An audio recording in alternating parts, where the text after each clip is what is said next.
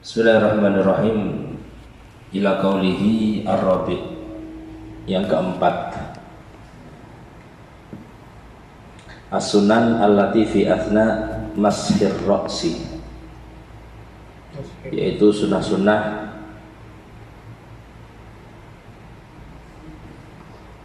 yang ada saat mengusap kepala atau membasuh kepala. Sunnah-sunnah yang ada saat mengusap kepala. As-sunan allati fi athna mashir ra'si. Nomor satu, mashu jami'ir ra'si. Nomor satu, ngusap semua kepala. 24, ngusap semua kepala. Kabeh sing ono rambutnya itu teles diusap. Caranya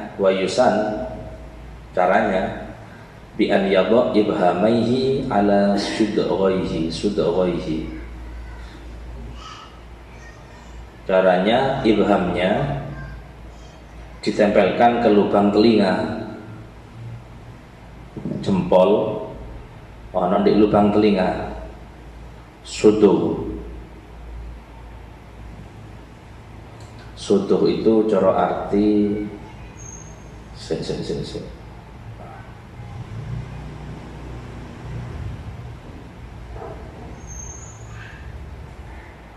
janibal wajhi bainal ain wal udhun.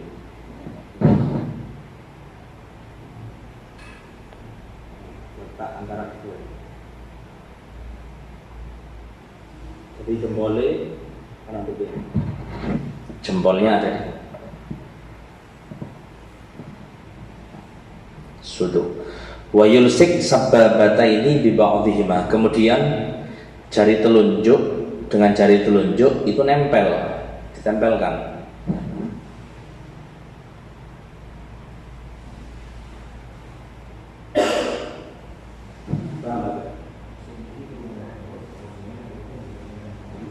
Berarti uduknya kurang sunnah kan ngono ae. Nah, jadi caranya jempolnya nempel ke suduhnya. Bagaimana sababahnya alias apa ini? Jari telunjuknya ketemu nempel. Wa yabda bil mashi min muqaddimatir ra'si ila akhirih.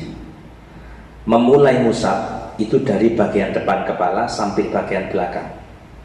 Wa yarudduhuma ilal muqaddimah, kemudian dikembalikan ke depan.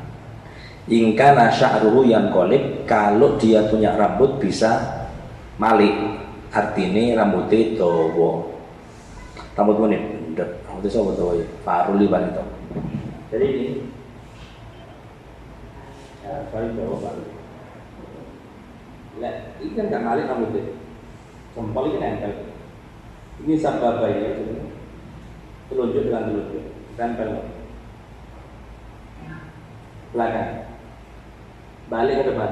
Ini kalau rambutnya panjang, tapi kalau rambutnya nggak panjang, cukup sekali tok, 1, 2, nggak perlu sekali.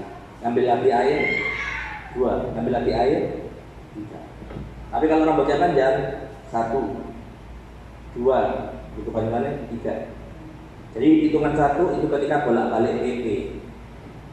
Nah, rambutnya ndek, ya nanti cukup sekali gerak ke belakang itu sudah dapat hitungan 1 kali. Itu cara mengusap rambut atau kepala.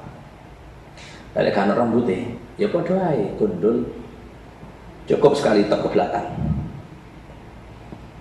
Wa amma idza kana sya'ruhu qasiran jiddan, kalau rambutnya pendek banget, atau tawilan atau panjang, kasya'ril mar'ah, seperti rambutnya mar'ah, rambutnya wong wedok. Kan dawa rambutnya wong wedok. Fala yaruddu, enggak perlu dibolak-balik kedawan wisan. Jadi tak ulangi,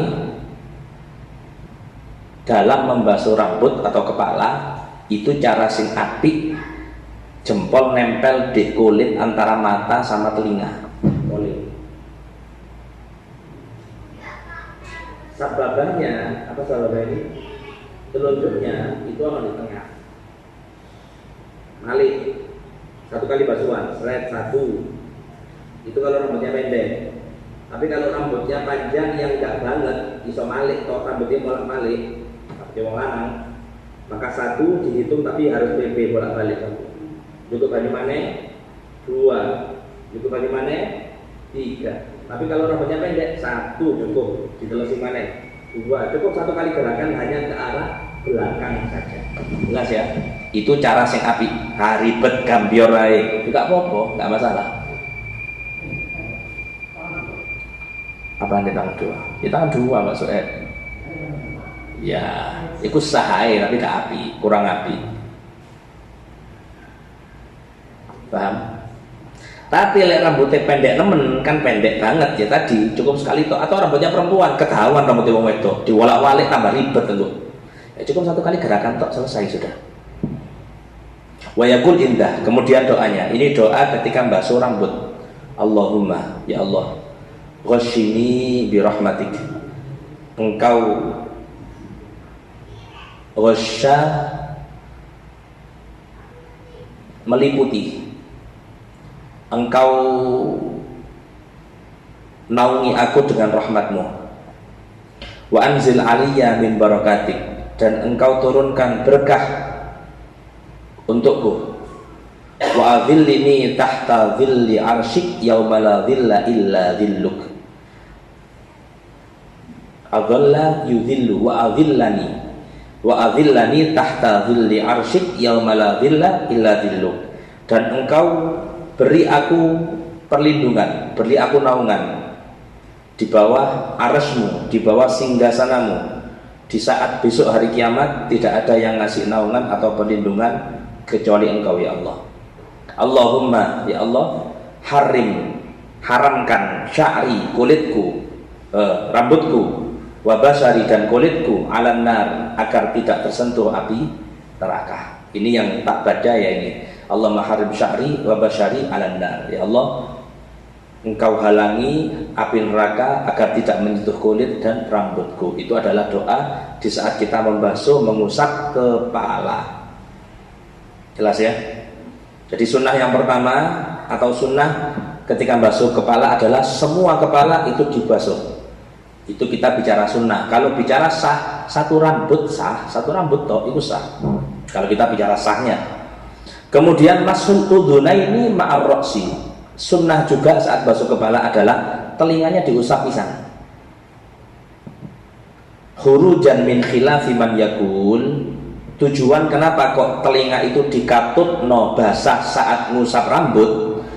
Karena ada ulama yang berpendapat innal udhunaini, sesungguhnya dua telinga, minar roksi, adalah bagian dari kepala, sehingga harus juga basah. Jadi kalau jenengan basuh kepala, kupingi basah ono pisan. Itu sunnahnya. Sama ketika basuh wajah telinga basah, basuh kepala basah juga. Berarti telinga itu dibasuh bareng-bareng. Oh berarti urutannya basuh wajah, basuh telinga? Bukan, basuh wajah tok, cuman kuping teles. Basuh kepala, ngusap kepala, cuman kuping teles, katut. Lah basuh telinga kapan? Ya nanti tetap setelah kita basuh kepala yang kupingnya teles wisan. Basuh kepala sekupingnya melo teles, itu tetap kita sunnah ngambil air untuk basuh telinga. Al-muwalah yang keempat adalah muwalah, nyambung antara basuh tangan dan ngusap kepala, gak dijeda. Jadi mari basuh tangannya teles, langsung lanjut basuh ngusap kepala. Yang keempat at-tathlits, yang keempat adalah dilakukan sebanyak 3 kali fima mabok, untuk yang sudah lewat tadi. Jelas ya? Baca doa 3 kali, ngusap kepala juga 3 kali, ngusap telinga dibarengkan kepala juga 3 kali. Al-khamis, yang kelima, as-sunan, yaitu adanya sunnah allati ba'da masir roksi, yang ada setelah ngusap kepala. Setelah ngusap kepala ada sunnah, ada apa? Masul udunain, ngusap 2 telinga, itu sunnah. Meskipun masyarakat awam, masyarakat kita menganggap itu adalah wajib, fardu, gak apa-apa, tidak apa-apa. Jadi tidak akan bermasalah ketika yang sunnah dianggap kewajiban, tapi menjadi masalah ketika yang wajib dianggap sebagai kesunatan. Itu bahaya itu. Gak wajib wudu, oh bahaya, gak wajib wudu. Kenapa? Ya gak salah akhirnya. Gak wajib umroh, oh umroh wajib. Oh kan gak masuk rukun Islam. Rukun Islam itu haji bukan umroh, sehingga umroh itu tidak wajib. Ya kalau pemahamannya kayak gitu, wudhu tidak wajib. Kalau no, rukunnya Islam itu wudhu tidak ada. Dari mana rukun Islam wudhu? Tidak ada.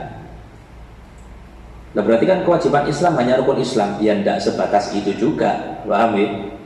Jadi memahami kewajiban status muslim itu harus hanya terbatas pada rukun Islam yang 5 tok. Tidak bisa. Kita punya kewajiban banyak. Bakti kepada orang tua, ono di rukun Islam? Tidak ada. Rukun iman? Tidak ono bisa di rukun iman. Oh berarti bakti ke orang tua sunnah. Jadi sopo sunnah, wajib bakti ke orang tua itu. Didik anak dengan pendidikan agama, tapi orang tuanya jahil, orang tuanya nggak paham agama, maka orang tuanya berkewajiban memasukkan anak ke pendidikan agama, madin kah, pesantren dan lain sebagainya.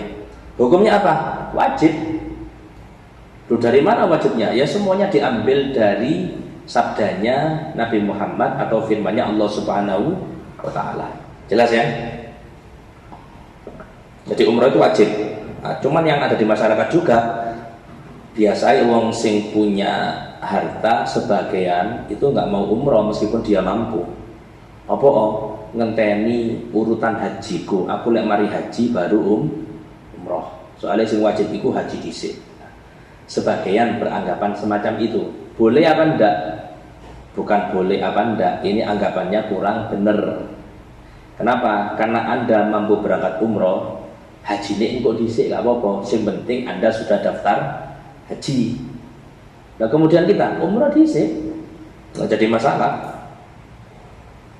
Sing masalah iku wong tuwane gurung umroh, anake umroh balik, iki bermasalah. Anak umroh ping piro balik anak umroh. Wong tuane belas gak tahu umroh, ada salah. Al-Khamis tadi asul udhunain, ngusap kedua telinga ya. Wayakul indah, dan ketika ngusap telinga itu ada doanya, doa yang harus dibaca ini. Allahumma ja'alni minal ladzina yastami'unal qawla fayattabi'una ahsanah. Ini bukan sembarang doa ini. Ini ngutip dari Quran. Ya Allah, jadikan aku seorang hamba yang aku mendengarkan al-gaul, ucapan atau panggilanmu, adzan, fayattabi'una ahsana, kemudian mengikuti ahsana, cara yang terbaik dalam melakukan panggilanmu dalam sholat tadi itu. Tadi lek krungu adzan dibiasakan meneng, adzan ngomong, adzan sibuk ambek HP ini, sibuk ambek dagangane, sibuk ambek kerjaane. Ada yang lebih penting dari adzan? Tidak ada. Itu panggilan bersejarah.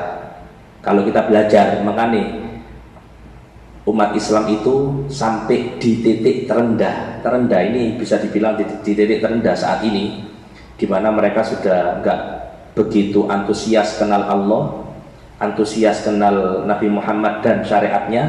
Salah satunya karena enggak paham sejarah. Jangankan terkait dengan umat Islam, pendidikan umum saja, pendidikan umum arek-arek saiki, arek-arek yang sekolah, kuliah bahkan kurang yang greget mereka kepada negara kita sendiri alias negara Indonesia itu dikarenakan mereka kurang memahami sejarah. Sejarah itu dipelajari untuk apa? Menguatkan. Allah itu sudah menyatakan di Quran, wa kullan naqussu 'alaika min amba'ir rusul ma nuthabbitu bihi fu'adak. Allah menceritakan Nabi Adam ceritanya ada, Nabi Ibrahim ada, Nabi Isa ada, Nabi Musa ada. Padahal Nabi Muhammad dididik langsung oleh Allah. Tapi untuk apa Allah bercerita di Quran kisah-kisah mereka untuk Nabi Muhammad? Linutsabbita bihi fu'adak, untuk nguatno atine Nabi Muhammad. Nguatkan hatinya, mantapkan hatinya supaya tidak ada keraguan sama sekali. Nah kita kalau kita nggak pernah dengar cerita Nabi Muhammad ya gak di rumah no. Cerita ini gak di rumah no. Saya di rumah no cerita ini sopo. Saya nggak tahu sujud. Yang nggak ada kaitannya mendekatkan kita kepada Allah. Sampai kapan kita terhalang untuk mengatakan yang penting berbuat baik? Nggak ada kayak gitu. Kalau kita mengkaji, barulah kita akan menyadari betapa jauhnya posisi kita saat ini daripada syariat yang dibawa Nabi Muhammad SAW. Aku gak iso niru Nabi Muhammad. Harus ada di barisannya, harus ada di momen-momennya. Oh, momen Maulid, ono di kuno. Oh, momen Isra Mi'raj ada di situ. Itu bentuk kepedulian kita dengan syiar yang dibawa oleh Nabi Muhammad SAW. Makanya Allah di Quran sudah bilang, wa ma yu'adzim sya'airallah fa innaha min taqwal qulub. Yang mengagungkan, ikut semarak, ikut antusias dengan syiarnya Allah, maka itu menjadi tanda akan imannya seseorang. Berarti sing gak ngagungno atau orang yang kurang antusias itu sudah jadi tanda bahwasanya imannya kurang. Nunggu momen apa dia untuk dekat sama Allah? Ngenteni Israel teko awe-awe, ngenteni penyakit terus kali ngitung jam, ngitung hari? Enggak. Kata Habib Taufik, marotib tadzkir, ya ulama menyatakan versi atau tingkatan Allah mengingatkan kita itu ada tingkatannya. Allah ngilingno kula jenengan supaya kita sadar, supaya kita iling sama Allah. Itu ada tingkatannya. Tingkatan yang paling a'la, paling tinggi adalah tingkatan yang kata Nabi Muhammad, idza aradallahu bi 'abdin khairan ja'ala lahu wa'idan fi qalbi. Ini gak gampang. Kita pun ya sulit untuk ada di sini. Ini biasanya ulama, wali-wali Allah. Artinya kalau Allah itu ingin hamba itu baik, hamba itu solih, hamba itu dekat sama Allah, maka dia akan diberi hati yang selalu mengingatkan dia di saat dia lupa atau lalai atau jauh. Gak perlu diiling wong, gak usah orang lain mengingatkan kalau dia salah, enggak, tapi langsung tak katanya gini, ya Allah ini gak bener, langsung wurung. Jangankan kate maksiat, kate males wurung, kate males wurung, kate males. Kate ini gak sholat jamaah, astagfirullah, aku oleh sembarang kepada Gusti Allah gak pantes, budal mangkap jamaah. Ada wa'id fi qalbi, itu target, itu peringatan langsung ada nyantol dalam hatinya. Itu tingkatan yang paling api sudah. Cuman nggak semua orang kan bisa. Lah terus kalau kita nggak bisa gimana? Nah, berarti kita diingatkan. Lewat mana diingatkannya? Kajian. Bahkan nggak usah kajian. Misal bukan kajian pun, scroll HP dengan yang senengan delok source video-video sing pendek-pendek itu. Nah, itu kan kadang-kadang moro, terutama di Facebook itu mesti liwat video Quran. Afala yatadabbaruna al-Quran am ala qulubin aqfaluha, ya Allah. Bari ono maneh. Wa ma lana alla natawakkala 'ala Allah. Iku ya memang cuma ada bacaannya, teksnya, terjemahnya gak ono. Cuman kutipan ayat yang diambil oleh siapa namanya itu, si konten kreatornya itu pas, kapan gak relate ambil keadaan kita.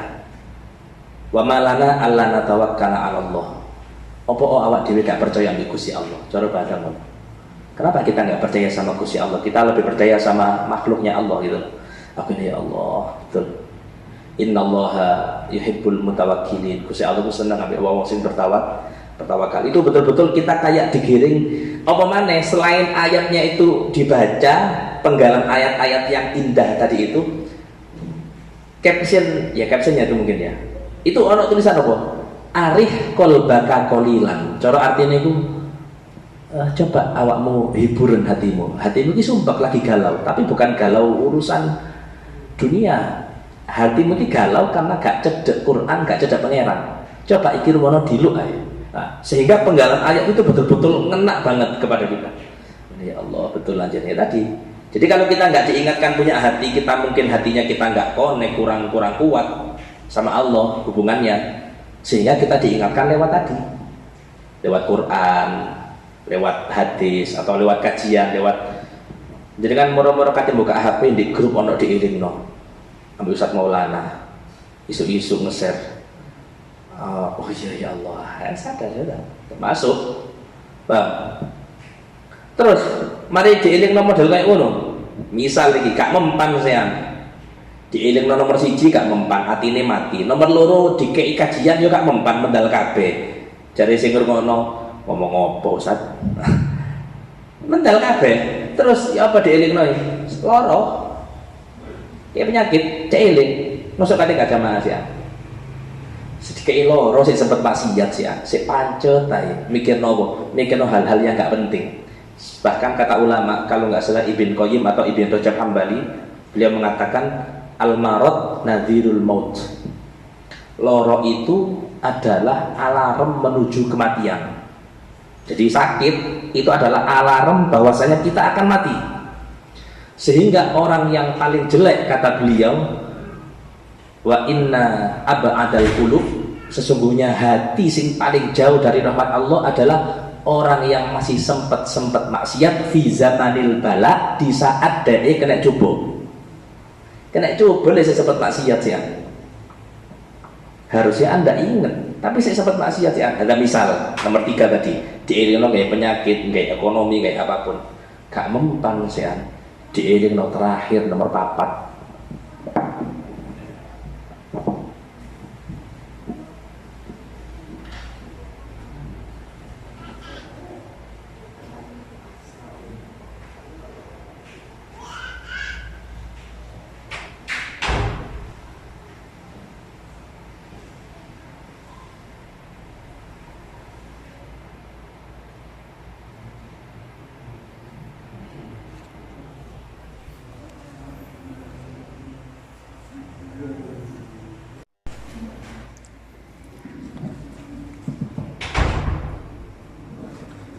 Ya, nazir yang keempat, peringatan yang keempat, ya kena balak sudah. Bukan sakit ringan, tapi betul-betul semua diperparah keadaannya supaya orang itu ingat kepada Allah Subhanahu wa Ta'ala. Ono enggak sing ndak balik? Ya ono sih. Terus kondisi ngono sing nggak balik. Sopo? Ya kalau kita pakai contoh Abu Jahal. Abu Jahal itu kondisinya kondisi yang sampai Nabi Muhammad bilang, Fir'aun zamanku, Fir'aun umatku itu lebih parah daripada Fir'aun zamannya Nabi Musa. Padahal Fir'aun zamannya Nabi Musa itu parah. Loh, parahnya apa? Orang itu maksiat, iblis saja, makhluk Allah. Itu dia maksiat, berani menentang Allah. Cuman dia nggak berani sampai batas ngaku sebagai Tuhan. Itu nggak berani. Iblis nemen nentangi kepada Allah, pokoknya sujud gak gelem, tapi dia gak pernah ngaku Tuhan. Makanya ketika iblis itu sowan ke Fir'aun,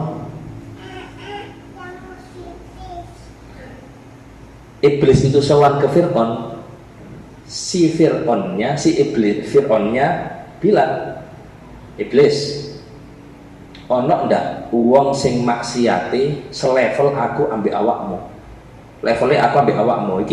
Fir'aun itu ngerasa kalau dia itu salah, ngerasa. Tapi jawabannya iblis sebelum dia jawab, ojo padano aku ambil awakmu, aku aja dilaknat nang Gusti Allah, katanya iblis. Cuman aku masih maksiat model ini gak pernah ngaku Tuhan. Si parahan kon sih iso ngaku sebagai Tuhan. Nah, akhirnya singkat cerita si iblisnya, si Fir'aunnya malingkan pertanyaan, terus gak usah bahas itu sudah. Intinya ono ndak wong sing parah maksiate?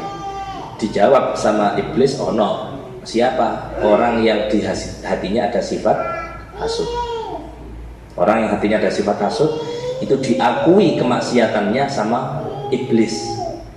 Satu kakak ambil iblis, ambil Fir'aun.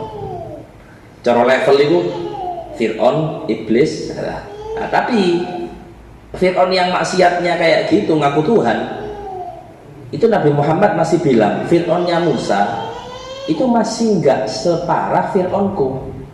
Loh, Fir'aunnya Nabi Muhammad siapa? Fir'aun umatnya Nabi Muhammad ada siapa? Sebentar ya.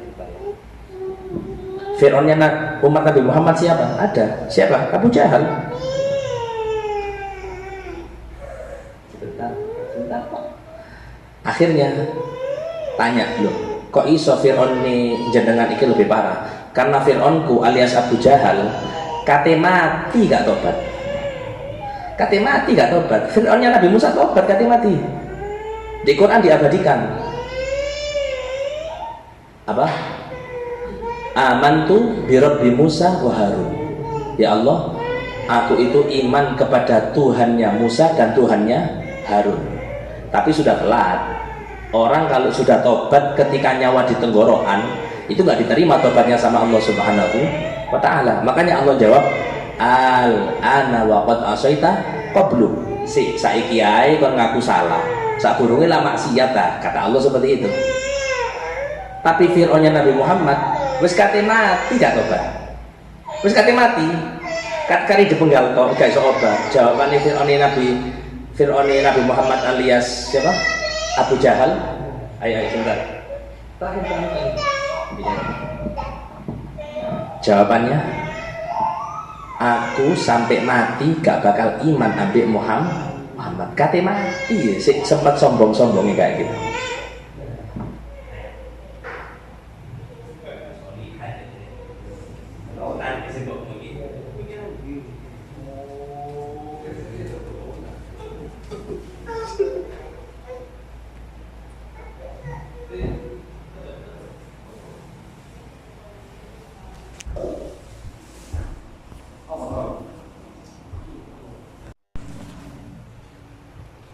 Bismillahirrahmanirrahim. Allahumma asmi'ani munadiyal jannah fil jannah ma'al abrar wa a'udzu bika minan nar wa su'id dar. Ya Allah, beri aku pendengaran atau beri aku kemampuan untuk mendengar panggilan orang yang menyeru ke surga, ma'al abror, bersama orang-orang yang baik. Dan aku berlindung kepadamu ya Allah dari neraka dan dari sejelek-jeleknya tempat yang ada di akhirat. Kila jenengan kaapal dungone sing awal to ay Allahumma ja'alni minal ladzina yastami'una al-qaula fayattabi'una ahsanah. Ya, pada hakikatnya aslinya yang pernah saya bilang bahwa hati orang itu pintunya dua, dan itu yang menentukan isi hati kita, dan isi hati kita itu yang menentukan keluarnya sesuatu dari mulut kita, dan tingkah laku kita itu keluarnya dari itu semua, dari hati. Satu, pintunya hati yang masuk adalah mata, dua adalah telinga. Kalau mata dan telinga dijaga, maka secara otomatis hati pun akan terjaga, terkontrol, api. Dan ketika hati itu bagus, pengerani ucapannya pasti yang keluar adalah bagus, pasti, gak mungkin enggak.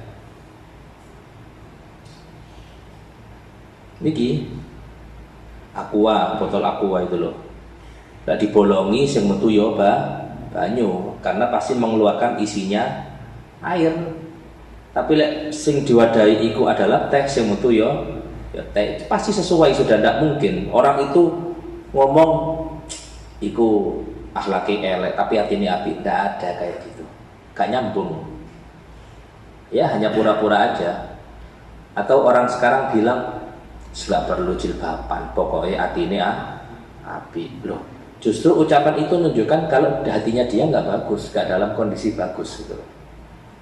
Jadi mata dan telinga itu ketika dibiarkan, maka yang masuk nggak terkontrol, apapun masuk ke dalam hatinya, sehingga ketika hatinya rusak, mulut pun yang keluar pasti rusak, tingkah lakunya pun juga pasti rusak. Makanya minta sama Allah, salah satunya ini doanya, ya Allah, telingaku berilah kesempatan untuk mendengar kebaikan dan yang menyuruh kepada kebaikan.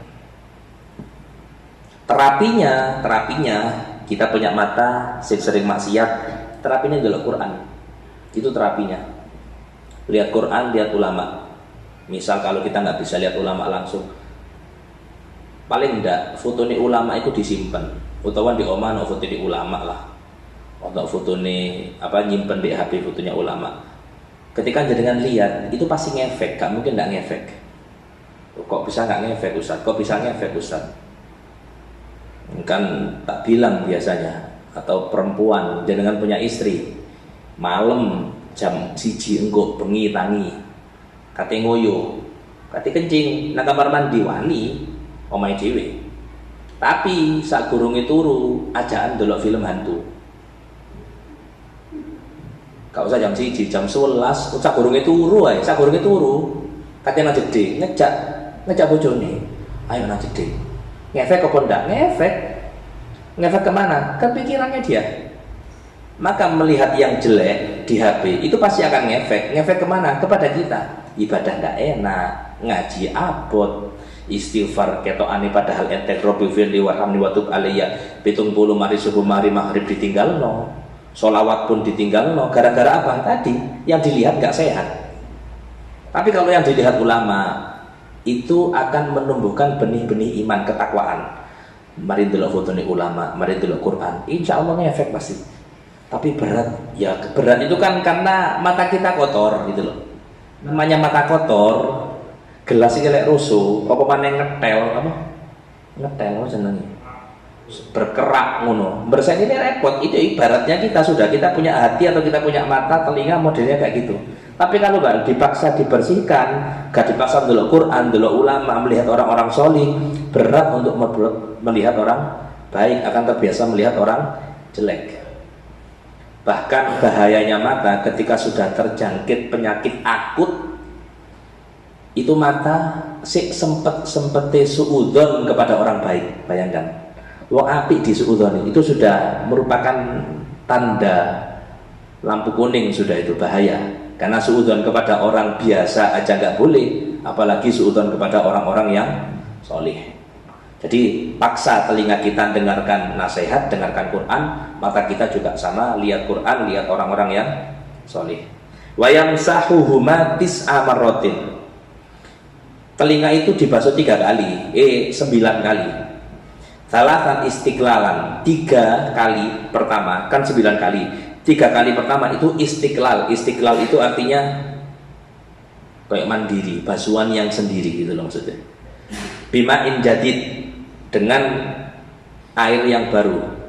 Istiqlal itu merdeka, maksudnya nggak ngekor kepada basuh kepala tadi, kan basuh kepala telinganya basah. Ndak, ini basuh sendiri dengan air baru.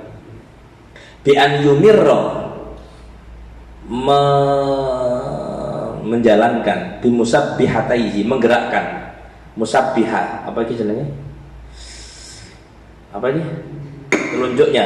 Telunjuknya digerakkan fi ma'atifil udhun, di lipatan-lipatan telinga. Jadi ikuti lipatan telinga ini udhun, apa namanya? Telunjuknya digerakno. Wa yumir ibhamaihi ala dhahir udhunaihi, jempol itu fokus menggerakkan bagian luar.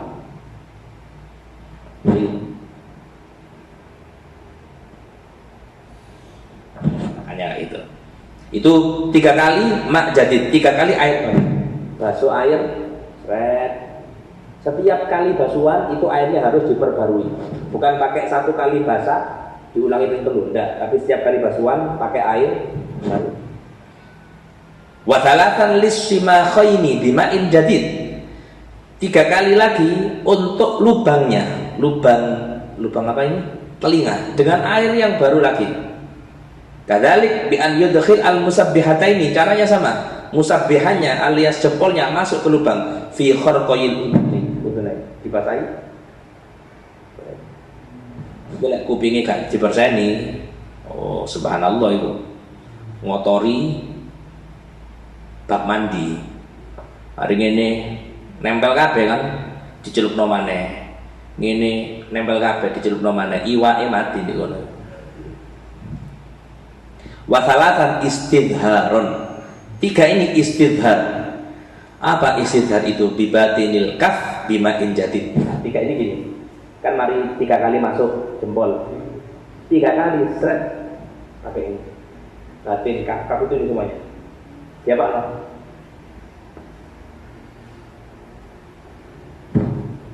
Tapi aku cinta lakoni cuman 6 bro. Aku ini baru nambah istilah serian gitu. Yang simak ini jarang. Kalau kok nopo tangan nang kuping, nang belakang kuping jarang. Berarti kalau dilihat lagi nih, basuh telinga berapa kali? Ini kan 9, ya kan? 3 kali. Sama basuh kepala. Basuh kepala tadi kan basah, ya kan? Berarti berapa kali? 12 kali. Sama basuh wajah. Basuh wajah kan telinganya katut. Berarti berapa kali? 15 kali. Kuping itu kalau hitungan per basuhan itu sampai 15 kali basuhan. Basuh wajah 3 kali kena. Basuh musab kepala 3 kali kena. Mari kita basuh kupingnya sendiri ada 9 kali basuhan dengan 3 kali cara ini. Nomor 2, mashur raqabah. Ngusap leher, gulu kudu sapi, telesi. Indal a'immah menurut sebagian ulama, enggak semuanya, sebagian ulama. Bahkan ini ditentang, dilawan oleh Imam Nawawi. Imam Nawawi bilang bid'ah, gak sunnah. Nggak sunnah, bahkan ya bid'ahnya meskipun bukan bid'ah dhalalah kullu finnar, enggak. Artinya nggak perlu, bahkan kalau menganggap sunnah itu bisa dibilang makruh, kata Imam Nawawi. Tapi menurut Imam Ghazali sunnah. Jadi mari basuh telinga, kabeh, baru ambil air basuh leher. Allah pilih leher. Ada doanya. Menurut siapa sunnah? 1 Imam Ghazali. Imam Ghazali populer sudah. Imam Ghazali itu abad ke-5, ke-4 masuk ke-5 Hijriah. Mujaddid, pembaharu Islam di abad ke-5. Kalau abad pertama itu adalah Syekh Umar bin Abdul Aziz. Loh kok bukan Nabi Muhammad Ustaz? Pembaharu itu kata Nabi Muhammad, inna likulli ra'si mi'ati amin, kalau tidak salah. Sesungguhnya di penghujung setiap 100 tahun itu ada sosok ulama yang akan memperbarui keadaan umat ini. Nah, nomor 1 tahun 100 masuk 100 Hijriah itu Syekh Umar bin Abdul Aziz. Kedua Imam Syafi'i. Imam Syafi'i itu kalau kedua ketiga Subeh, kalau ada catatannya itu. Yang ke-10 Imam Sya'rani. Imam Ghazali ke-5. Sekarang ini 1447. Siapa abad ke-14 ini? Nah, ada yang bilang abad ke-14 itu Abuya Said Muhammad bin Alawi Al-Maliki. Ada yang bilang itu. Ala khilaf ulama, beda-beda pendapat. Ini bukan masalah terkenalnya atau tidak terkenalnya, bukan masalah populernya atau karya-karyanya, tidak. Tapi Allah memang menampakkan Islam lewat ulama-ulama tadi itu. Imam Ghazali ini abad ke-5, beliau wafat tahun 505 Hijriah kalau tidak salah. Berarti sekarang 1447, berarti 900 tahun, ya 900 tahun gitu ya. 900 tahun yang lalu, insyaallah. 900 tahun misal. Umur 100 saya kita gawok dhewe ana wong umur piro? 100. Ada Bapak Anissa itu 100 berapa itu? Yang di Pontianak itu. Hah? So? Mbok Toya, oh langgarane Hanif Mbok Toya iki ana Mbok Toya Hanif. 100 satu-satu Mbok Toya.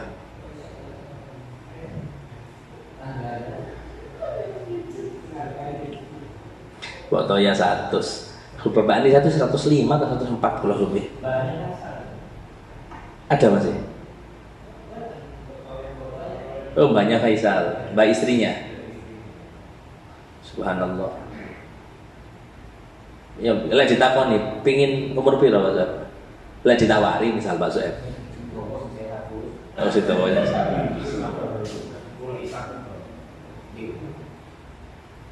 Bahwa umur itu penting, ya penting kalau kita manfaat. Lah gak manfaat gak penting. Ngeruweti, wong ngeruweti kudu kan mati ya yang ngeruweti. Mana aja dadi wong sing ruwet. Lek ruwet gawe dhewe gak apa-apa. Yang ngeruti urusannya wong liya kan gak enak.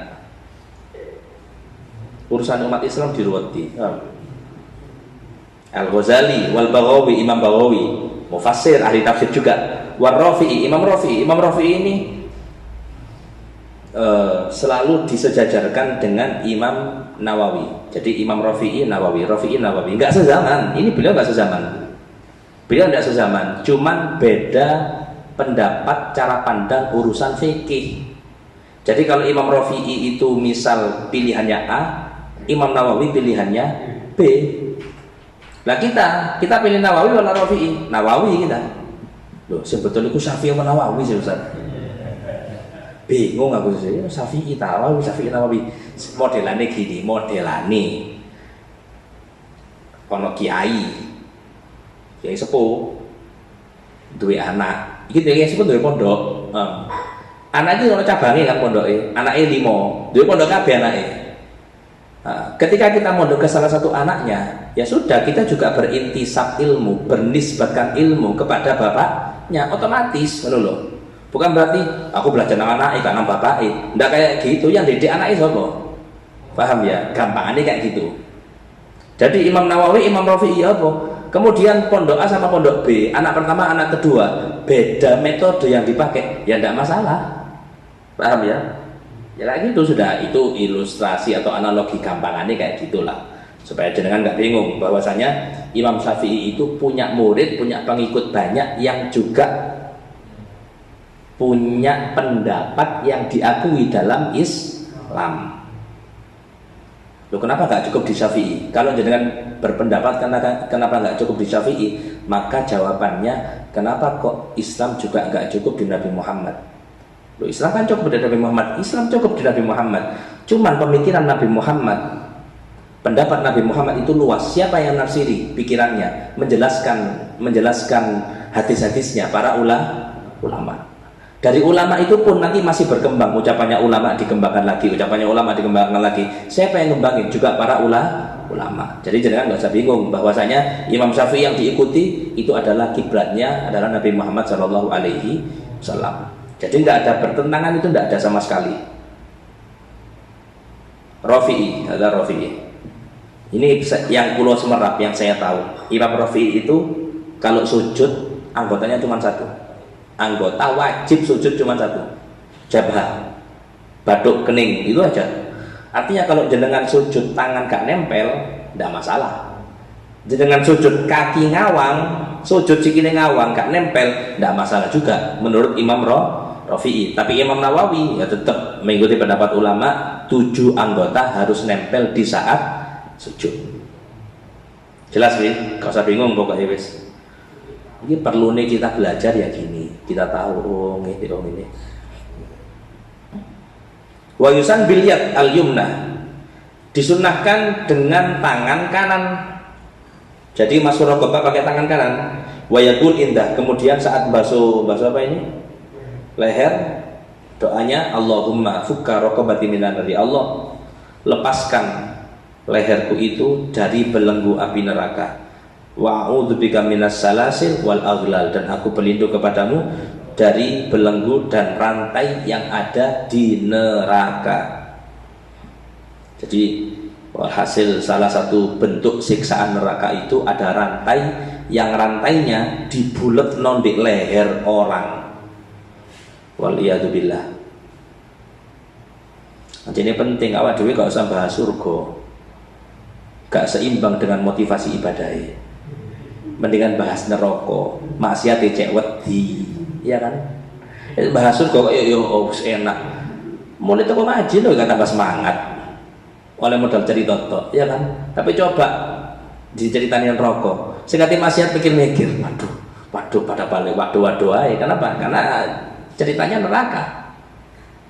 Jadi kalau zaman sekarang kita menceritakan hal-hal yang semacam itu kayaknya untuk orang awam lebih ngefek cerita neraka kayaknya. Soalnya orang awam terlalu berani untuk bermaksiat.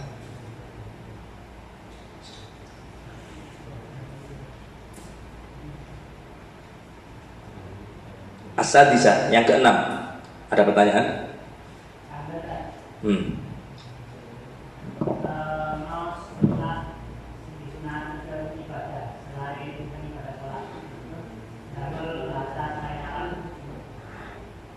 Coba sholat mau coba selain sholat, terus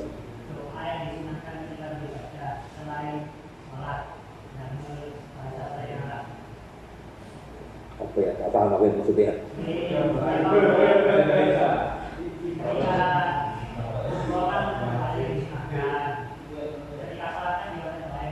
Ya.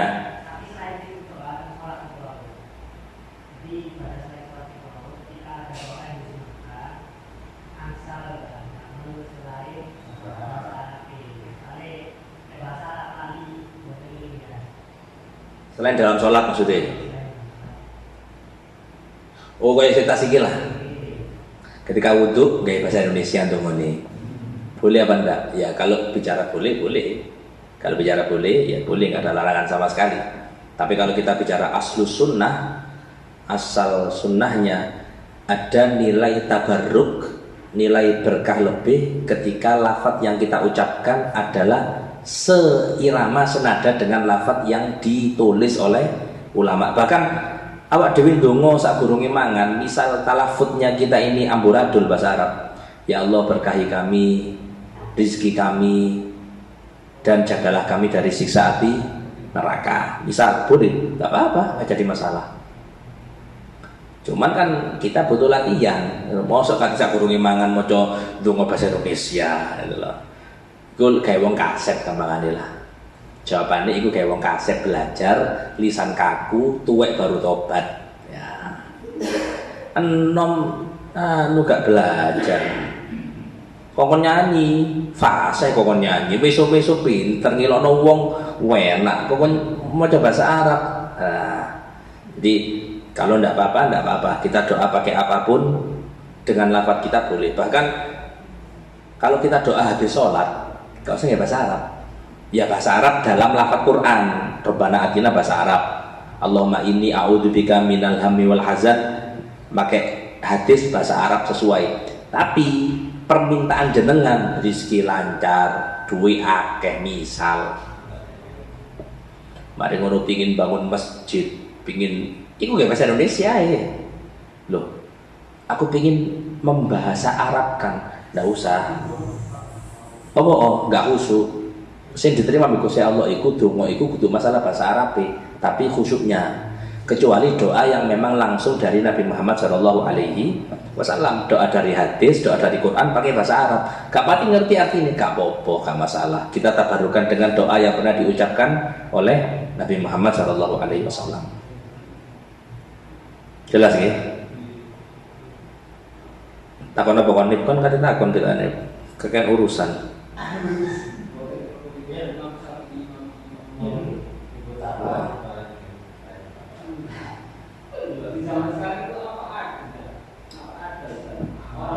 Lah bagus.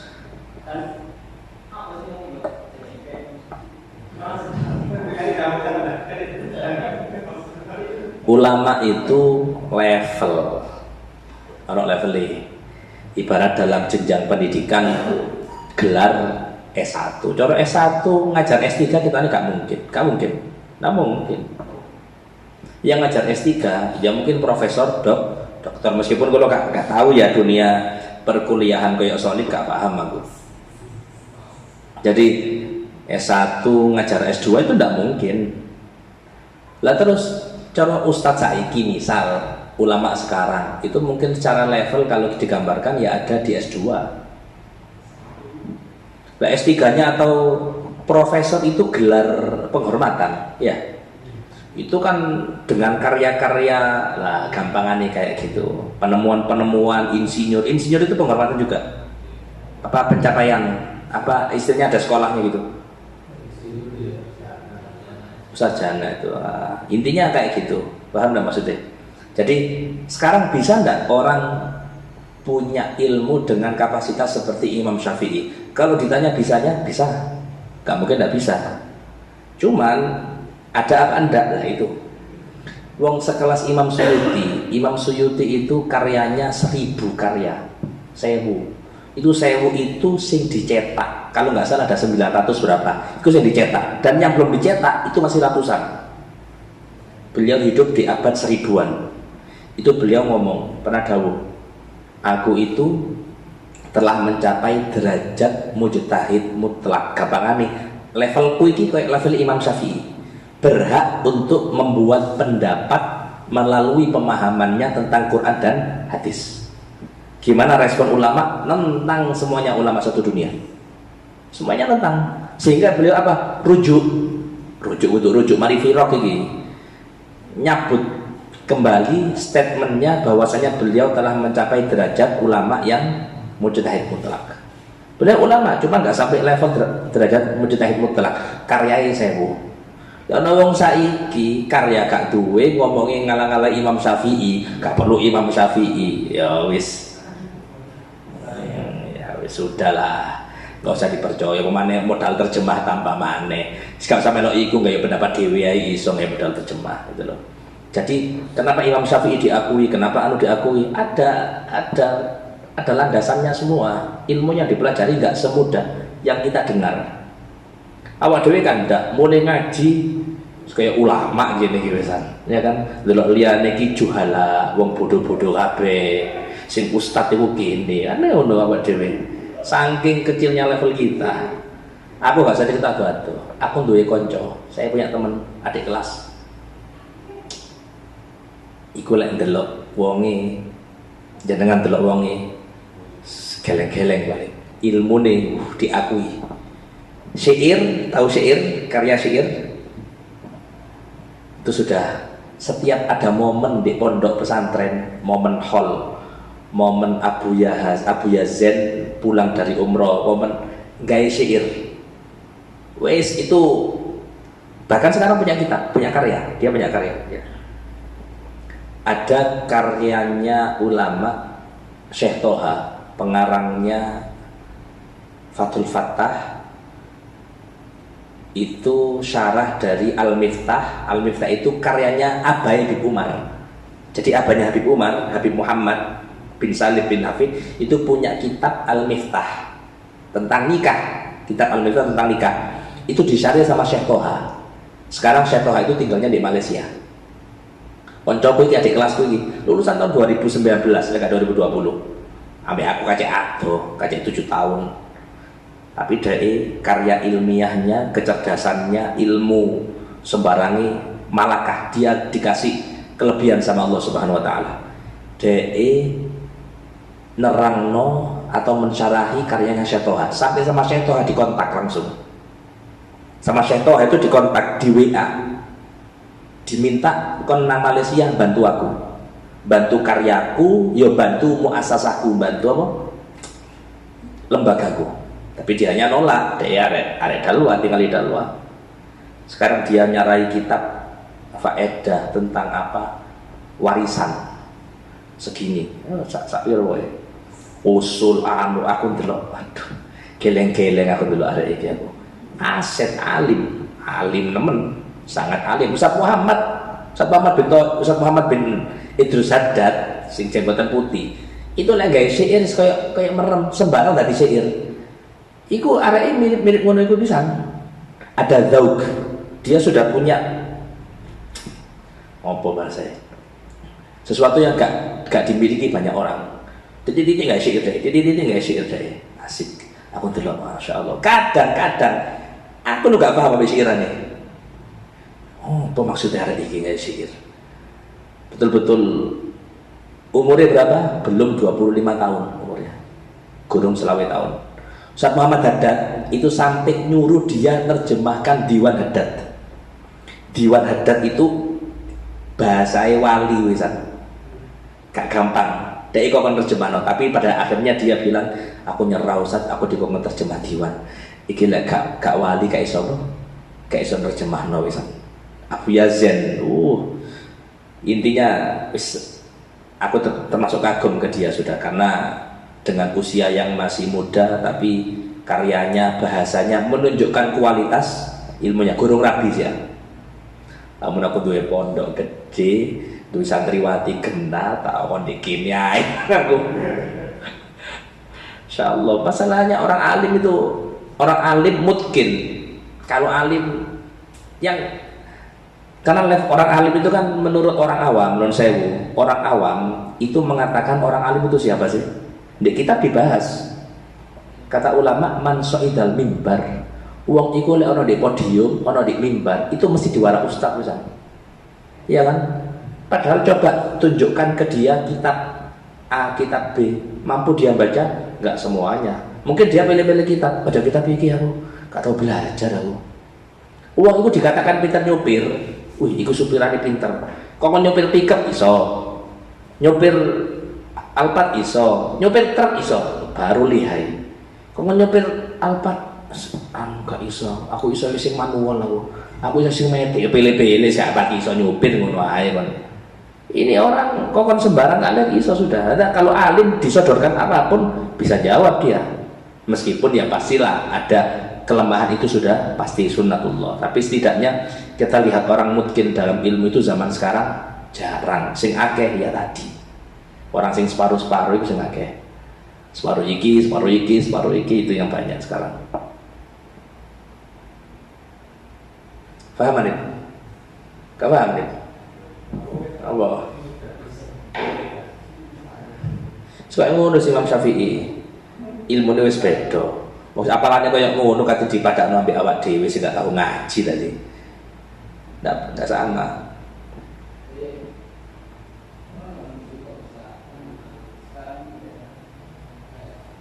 Sunnatullah, nikmat itu kalau meluber, nikmat itu kalau banyak akan disia-siakan sama Allah, sama orangnya. Aturan Allah yang berlaku di hambanya rata-rata, gak semuanya yo. Ketika nikmat Allah itu banyak, maka orang itu semakin meremehkan nikmat Allah. Harusnya orang zaman sekarang, harusnya level ini di atasnya Imam Syafi'i harusnya. Kenapa? Fasilitasnya ono, sembarang ono gitu loh. Iya kan? Harusnya. Cuman kan kembali ke tadi, sunnatullah sudah, sunnahnya Allah. Sunnatullah itu artinya Allah itu punya satu hal yang seperti jadi kebiasaan, tapi Allah bukan punya kebiasaan. Tapi sesuatu itu diberlakukan kepada makhluknya. Salah satu ini lahir setelah 9 bulan di kandungan. Itu sunnatullah. Bisa enggak anak lahir setelah setahun di kandungan? Bisa. Cuman kan jarang kayak gitu. Sunnah yang berlaku di manusia ya 9 bulan atau kurang dari 9 bulan atau lebih dikit. Ke Imam Syafi'i berapa tahun? 4 tahun di kandungan. Imam Syafi'i 4 tahun di kandungan. Metu-metu dari orang hebat. Semakin lama di kandungan maka akan semakin pinter. Jadi arek iku lek suwe di kandungan pinter. Sing masalah iku wis oleh 2 tahun gak lahir-lahir, cerdas. Lahir dablek lah mangkel no iki. Lama iki. Wis tak enten-enten jadi wong hebat.